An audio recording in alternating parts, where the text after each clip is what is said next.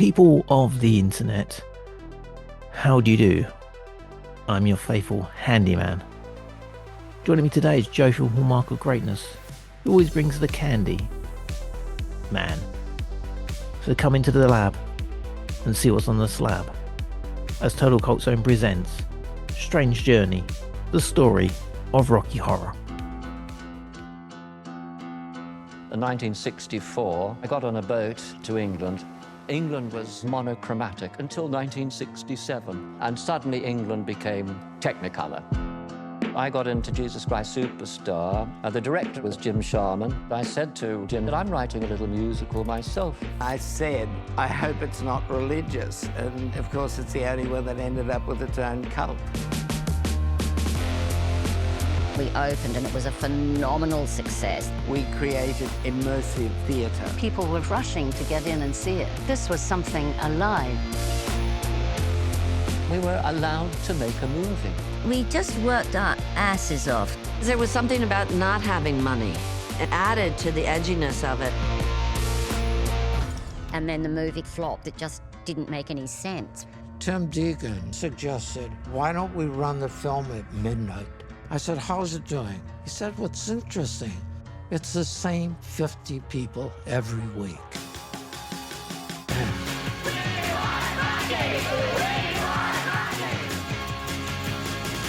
This crowd is lining up for a film about transvestites. Every theater where it plays becomes something like a nightclub. There was energy in the air. It was a trip. People were throwing rice, and it was like we were in a wedding party. We're spreading to the other theaters in other cities. It's steamrolled. Rocky allowed you that freedom to live out your dreams. This was like a pop-up book of rock and roll and sex and drugs and the power of that.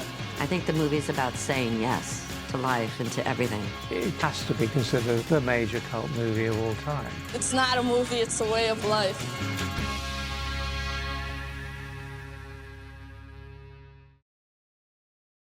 If only Boo listened, he'd be upset. Hello, Joe. I see you shivering in anticipation.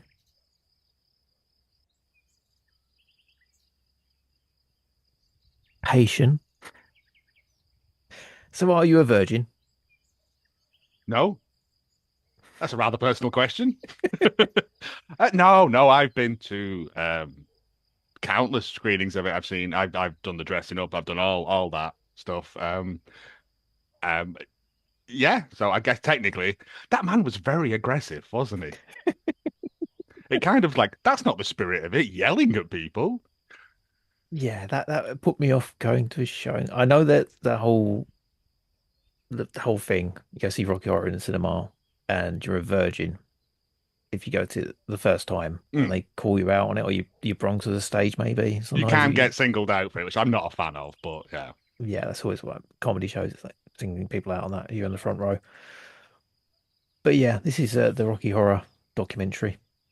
I've never seen it in cinema, and I used to absolutely hate the show. More down to the fact that my sister played the soundtrack non-stop when I was younger. And when I say non-stop, I mean every night, twice at least. I mean, that sounds ideal for me, but yeah, horses and horses. But it was that or Grease. Ooh. Yeah. And to this day, ABBA is my head band in my house because she used to play that twice every night when we lived together in the kitchen while cooking. And so ABBA now is out of bounds. And that's the same thing with Rocky Horror when I was younger. Duly noted. So I never watched it until I was in my 30s. And yeah, I'm really annoyed because I obviously live in London. The show was in London for so many years, and I cursed my younger self because I could have got into it sooner and maybe have gone to one of the shows and looked a lot better in fishnet tights. I mean, there's no. That's the great thing about Rocky Horror is like there's no shame in any of it though. It's a truly beautiful and free place. That's a vanity thing. I want to look good in fishnet tights. I mean, yeah, obviously, I made sure I had Spanx on when I had my Frankenfurter costume on. Obviously, yeah. you know, you don't want to look gross, but it doesn't matter if you do or you don't do. No, I stumbled across this when I was like 12 on I think it was shown on terrestrial TV, and I was like, this speaks to me on a level I didn't think possible. A, I love musicals anyway, but B, I was like, I'm seeing things that you know, it's not Kenny Everett, it's not drag for laughs, it's people speaking their truth or whatever. And then I found out that it was written by Richard O'Brien, who I was like, the bald guy off the Crystal Maze. He wrote this, and that blew my mind, and still kind of does to this day. And it's it's a delightful. It's one of those things that I will watch it every so often, and it just makes me happy. It just brings joy. It reminds me of just like I don't want to say a simpler time, but like a better place. Because, yeah, I don't know. It's a strange one. It really is. Because, like, at the end of this documentary, they're like, now that, you know, sexuality and gender is being weaponized by politicians, and it like, I mean, it probably was when I was a kid as well. It just was more hidden or whatever. But it just reminded me that, yeah, nobody, only a small percentage of people actually care about that. And everyone else just wants to get on with their lives and let people live theirs as they want. Yeah, it's they don't really touch on that too much, but I guess it's a different film if they went into that area. Oh yeah. But yeah, say I heard this when I was a kid or saw it when I was a kid. The like pictures and parts of the film. I must have been like 8, 7, maybe obviously even younger. And it didn't affect me anyway. I thought it was like, this is not for me. Oh, this is weird. But that was it. It was like, it's okay, people are having fun. It's not my type of fun, but fair enough. That was it. Anything degenerate about it? It's like, yeah, cool. People like dressing up as, or men like dressing up as women and looking weird. But fair play to them. That's all I got from it. It's like, yeah, fair enough. I mean, in terms of story, Rocky Horror, like, isn't a story, is it? It's a series of bits. Like, but yeah, it's just it's that thing of it. It wasn't drag for laughs. It wasn't Dame Edna. It wasn't, you know, Sissy and Ada. It was just, all right. That's just who he is. That's fine, and everyone's okay with that. Yeah. No political side to it. It's a story. It's a stupid story. It's not even a story, really. But yeah, it's got some cool songs. That's it. It's got some tremendous songs. It's got Meatloaf as a zombie rockabilly guy. Like, it's got I can never remember the actor's name, who doesn't really speak a line in the whole thing, just stands around in gold pants. Like, it's a delight. It's what musical theatre should be. Just daft, silly nonsense. I'm looking at you, Mamma Mia. Okay, synopsis.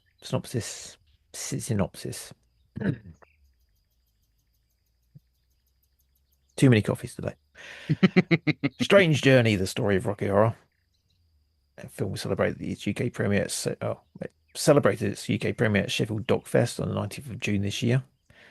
A couple of other screenings around the place, and it will be in cinemas across the UK and Ireland from the 3rd of October. In this South by Southwest hit, the cult phenomenon Rocky Horror is explored in depth like never before with an extraordinary cast of contributors. From humble origins as a London fringe theatre play to its meteoric that word rise as the biggest cult film. Meteoric, that's the one.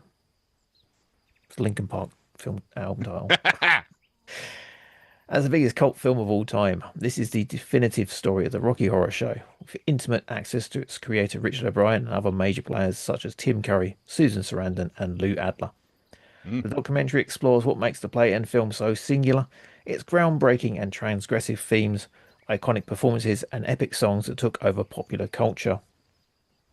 Adding a personal extra layer to this film, Strange Journey is directed by Linus O'Brien, son of the legendary Richard O'Brien, creator of the cult phenomenon. The documentary features revelatory interviews from the film's original cast, including Tim Curry from Clue and It, Oscar winner Susan Sarandon, Thelma and Louise, Dead Man Walking, Barry Bostwick, Megaforce,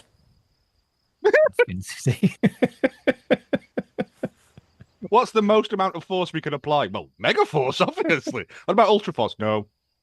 Megaforce on with the flying bike. I have no idea. I'm going to have to look up I think it's the Megaforce. one with the flying bike. Patricia Quinn, Monty Python's The Meaning of Life and The Lords of Salem. Wow. Oh, yeah. And Nell Campbell, Great Expectations and Shock Treatment. Excellent Shock Treatment. Shock Treatment is a trip as well. It's not as good, but it's still good. Yeah, it's amazing.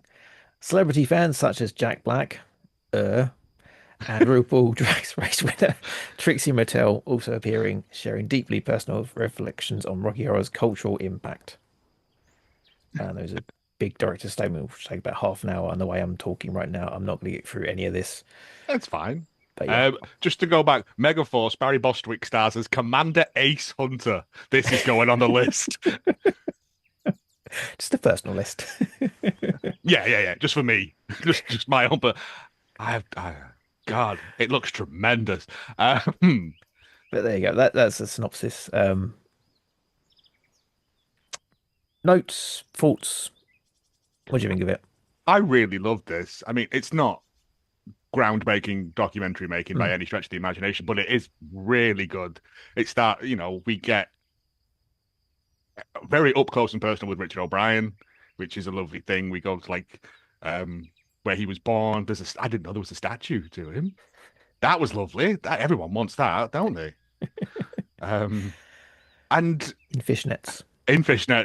As the end of the and we get all these bits from the cast, from the shadow cast, from the people who were in the original musical who didn't make it through to we get Tim Curry, which is always a delight. But it's just a really good timeline from its inception, well, from Richard O'Brien, the sort of childhood, to the inception of the show, to what it has become, this cult global phenomenon, for a film that really shouldn't have made it.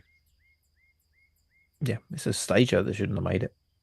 I mean, from every step of the way, it should have failed. But because of, I think, it is so wears its heart on its sleeve as to what it is, it perseveres because it resonates with people. The fact that it's still having midnight showings around the world every weekend, and they're packed, and it's that I think, as Richard O'Brien says, I'm sorry. I'm sorry about that. Yeah, Richard O'Brien being the main feature, it should, that's right, because he's not just because of nepotism, his son had unlimited access to him, and he probably took hours and hours of footage and probably did an entire backstory on him alone, which is a film I wouldn't mind seeing, because he has an interesting life. Yes, because you go from his upbringing and his house he grew up in to traveling overseas.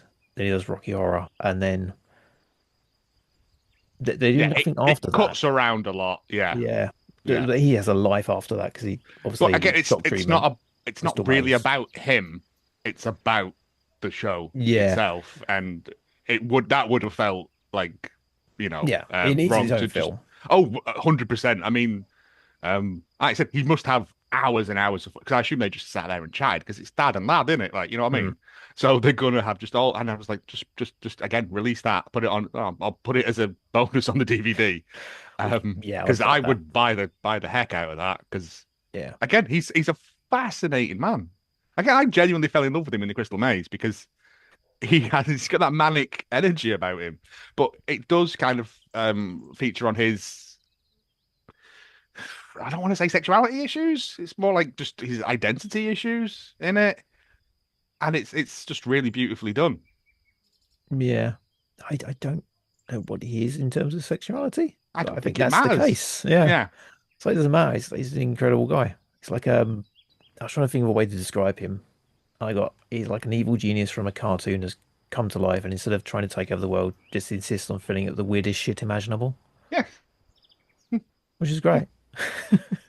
No, there's again, because they were he's a very striking man as well. He's got a good profile.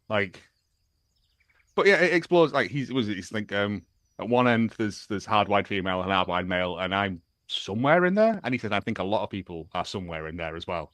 And that speaks to the the appeal of the film to people, it allows you the opportunity to go and explore that side of yourself that would normally have been quite repressed and, you know. Yeah, I think highlights of the film I got were the way the show was put together. Like seeing it was in this dingy little theatre, no actual set to work with, no time to put the show together, no like it's 3-4 weeks to do the songs. They had a 3-week run of it, and they were like, "Yep, we're doing this, and we need 5 more songs by the end of the week." Because he had a science fiction double feature and another one, and it's like, yeah, 5 more songs, 3 weeks. So it's just slung together really quickly, slapdash. I'm guessing they learnt on the job, added bits here and there. But again, that's the delightful thing in it, is that they find like his original outline for it and bits of the script that he's wrote and he's crossed through and written over and stuff. And that's like a lovely little bit of history there.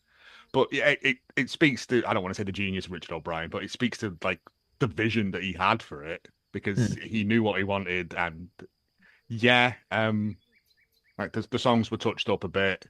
Is it Lou Adler who was yeah.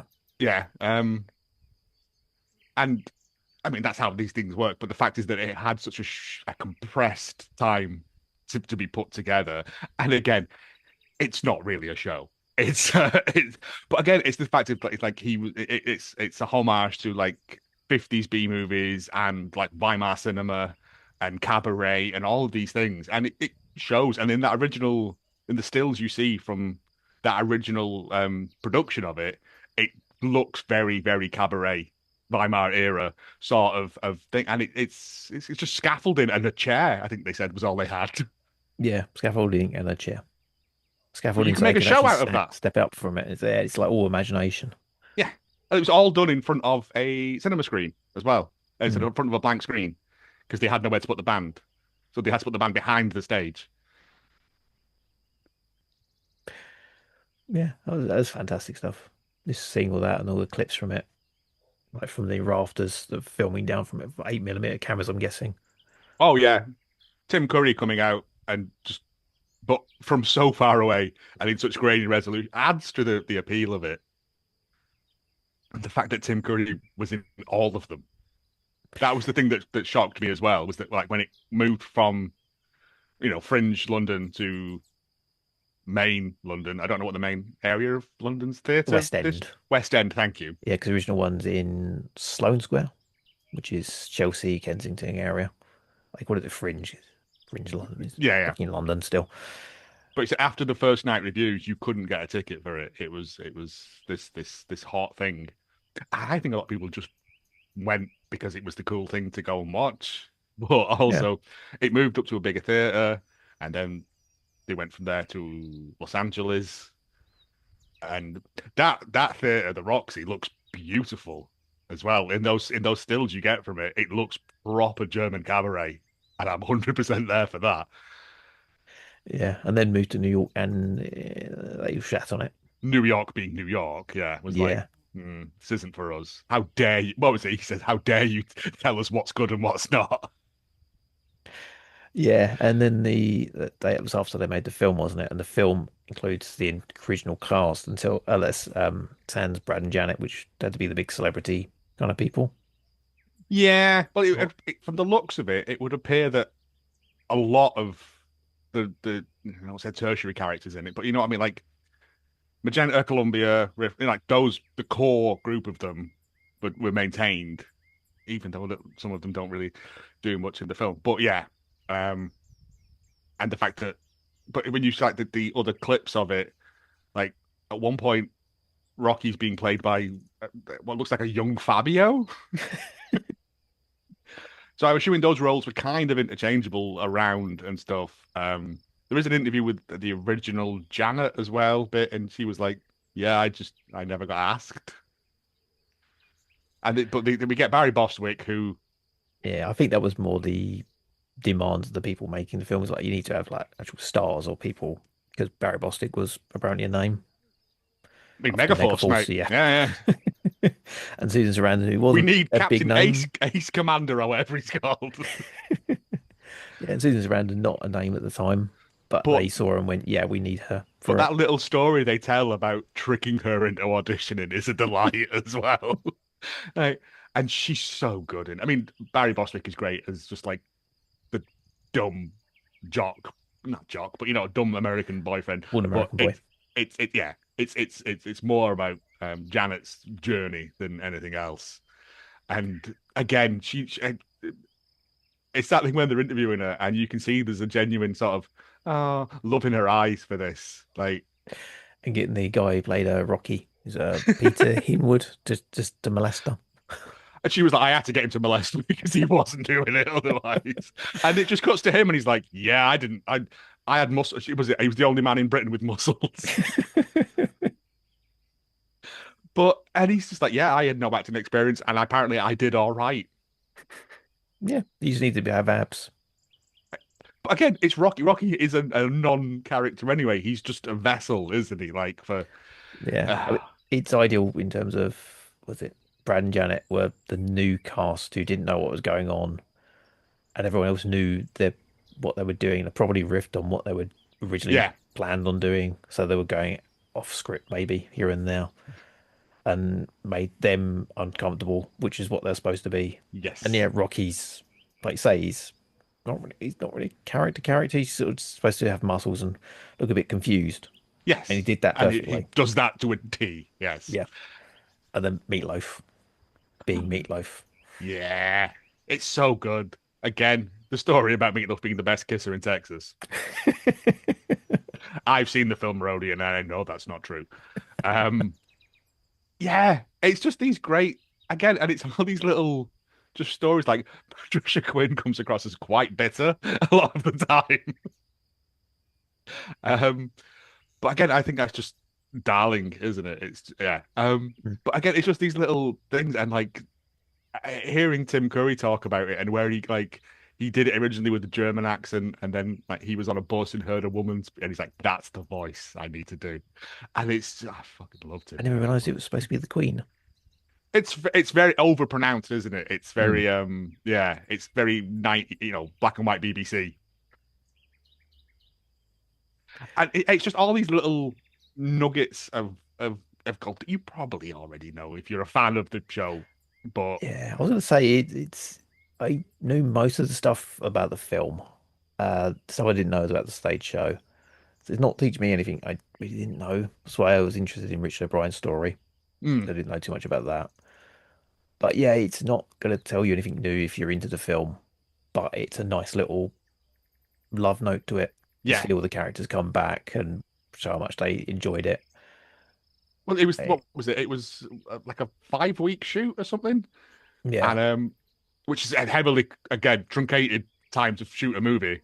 And they were like, we did it because we loved it. And it nearly killed us. But then that picture of Richard O'Brien just asleep in front of that throne, like just passed out, sums up like the entire sort of movie side of it, I think. Yeah, it was $1 million as well, which is not a lot of money, even in old 1975 money. Special effects and special effects team doing anything great. It's like, no, we need them to look worse. Make them look worse. Make it look worse. Saturday morning TV, yeah. But again, he's like, some bits were deliberately janky and other bits were just janky, and we couldn't do anything about that. So, but you'll never know which are which. And that's the thing. But it's when they release the film, it bombs. It massively bombs, but it finds an audience at midnight showings of this thing. And what was it? It was LA and Texas, that got the first 2 showings of it. Yeah. And he was like, well, I'll phone it was New York and Texas, wasn't it? New York, where it's sort of bombed as a stage show. Yeah, but they took it in their hearts as this midnight. And they phoned up the theatre manager, and they're like, how many this week? It's like 50, but it's the same 50 every week. And this is where this thing comes from, of it becoming this weird cult, beautiful thing of, again, like it was one of the best nights I've ever had when I went to watch like the full production thing of it, like with the rice and the paper and all that jazz. But it's the story of that, and it's the film historian guy is like, it started with people yelling stuff at the screen, and then it became like and it shows the evolution of people just having their own script. Yeah, the secondary script to it. But then like the props, and then like the shadow cast thing of people acting out in front of the screen, which is a lovely little return to the original production, which was in front of the screen.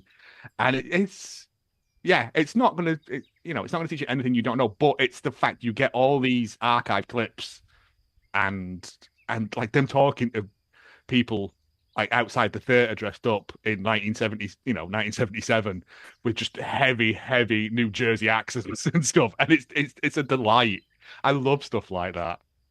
Yeah, I would have loved more of that stuff because I'm sure they've done so many interviews over time outside of cinemas and showings and whichever celebration they've got, like 25 years, 30 years, 40 years, whatever. Every 5 years or so, yeah. Not every year, really, but yeah. So they've probably got loads of archive footage. I the only downside of the whole documentary. Can you guess what it is? Jack Black. Oh, I mean, he does feel shoehorned in a little bit as like, here's a celebrity, and I'm like, but I get it. Like, you've got an Oscar winner. Yeah, all right, yeah, but she's in the film. You know what I mean? So that's the only bit that's like, it's pointless. Just bringing like loads of the people who actually go to the film regularly. All those archive footage things, you could have done a lot more of that. He was just kind of. He only does like 7 minutes total, and he tells the story about how he first, his sister took him to the show and all this jazz. And anybody, but I'm assuming there's thousands of celebrities who have that experience, but I think it's because he's a husky man, and so is Meatloaf, and that was the synergy there. Yeah. I don't mind Jack Black. I just feel like he doesn't need to be in everything. Yeah, he was all right one or two things, but I'm not. He's very good in Jumanji. Anyway. Yeah. But that's the only thing I didn't like about it. It's just that it felt, like you say, shoehorned in. It's like he didn't need to be. It's like star power. Yeah, but there's enough other places. You've got Susan Sarandon in there. You've got Tim Curry. Yes. You've got Barry Bostwick. From Megaforce.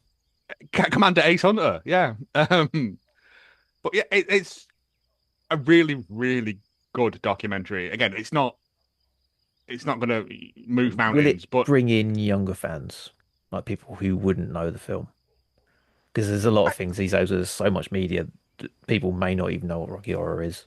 Possibly, but when again, that was the bit I didn't like, actually, when it cut to that shadow production company, who that man was incredibly aggressive to a crowd, and I was like, I'd leave if I come to watch Rocky Horror and you were chatting like that to me.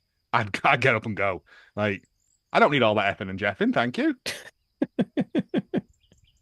It's unnecessary. I know we're in New York, probably, and that's how everyone talks, partner. But no, that's not what it's about for me, anyway. But yeah, in fact, and then there's all these little things that have sprung up around it, and the fact is that it's still going. It's still being shown in cinemas. Still being shown in cinemas. There's still touring productions of it. One comes to the Opera House in Manchester once every couple of years. Like, I think Jason Donovan was Frankenfurter in the last one. I think that hit London at some point. I think it toured around, but yeah. Yeah. I didn't go to that one. Jason Donovan.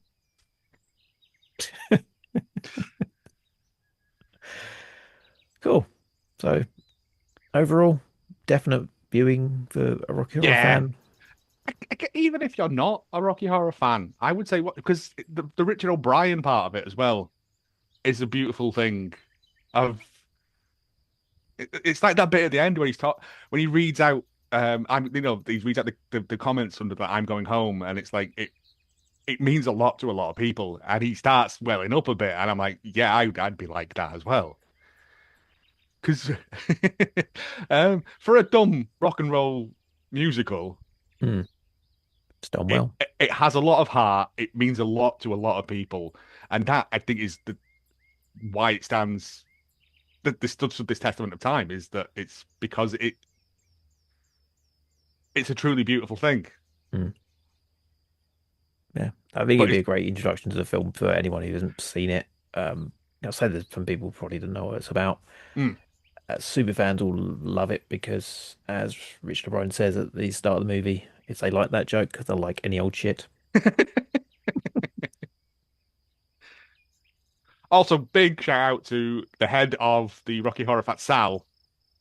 Big fan of Sal, God rest his soul. Just where he's being interviewed, and then he just takes down and he's just got like a bra and I was like, it took some balls to do that in 1977. You know what I mean? Yeah, it was fun. It could have gone deeper into the current political climate and demonisation of a lot of the It film's fans, doesn't but that would have brought need it down that. so much. It's not about that. I mean, I would love to see a separate documentary about that side of it, but this is paying homage to the film itself, what it means to people, and the creator of it as well, and it does that perfectly. Yeah. But yeah, I said at the start, it's crazy this film's been around for so long that only now people have an issue with it, like protesting showings of it, and it's those people just need to get in the fucking bin. Yep. Life it's just people having fun, and if you get more from it and it makes you feel more accepted, yeah, that's a bonus. But yeah, I think there's probably a lot more media out these days that can get you in, like, open up about yourself, but this has a lot of the cover of just playing dress up and being more accepted for it and then getting more comfortable with what you're doing. Do you not think that's why it works so well, though? It's because it can bring in quote unquote normal people and people who see themselves more on the fringes of it, and you can all get together and be silly together. Yeah, I think that's why it didn't really affect me when I was younger, because it's like, it's just people playing dress up. Okay, cool. Oh, and now it's just like, that's what people, and it's we had very different experiences growing up. it's like how we had all this media around when we were younger, and if we didn't see any problem with it, now people have a big issue with it. So, for fuck's sake. I said, and there probably is other shows out there that speak more to people going through things now, but I think this generally was like the first big thing that was out there, and that's why again it stood this length of time. Is because it was the first thing that everyone went, oh, okay, there's others like me out there. Yeah. Can we have a film bigging up shock treatment next? Oh, yeah. And then Repo as well, because that feels very in the vein of of Rocky Horror and shock treatment. Okay, where can we find you online? I don't know at the moment. I do a wrestling podcast called Damn It Vacant, which is about 10% wrestling and 90% nonsense. And maybe you'll find me at Hallmark of Greatness, or maybe you'll find me somewhere else. And you can find me at totalcultzone.com. Go there, find my stuff. There'll be a zine on there with stuff in it, with grot that's not censored, and opinions that are not censored, and boobies maybe, and maybe a comedy penis. They are censored. Comedy penises aren't. I mean, all penises are comedy penises, aren't they, really? Yeah, it's true. Last chicken in Sainsbury's. Yeah. So totalcultzone.com. Go there, find stuff, enjoy yourself, be yourself. Don't let the man put you down. Don't dream it, be it.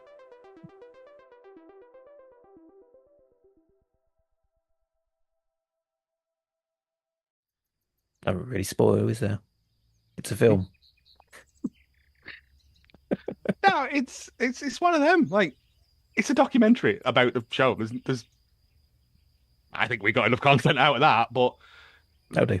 Yeah, there's not. Again, it's not gonna set the world alight. It's a solid documentary about a show that everyone's seen. And like I said, if you're getting angry about it in this day and age, then it's more about you than anything else. Yeah, stop being a cunt.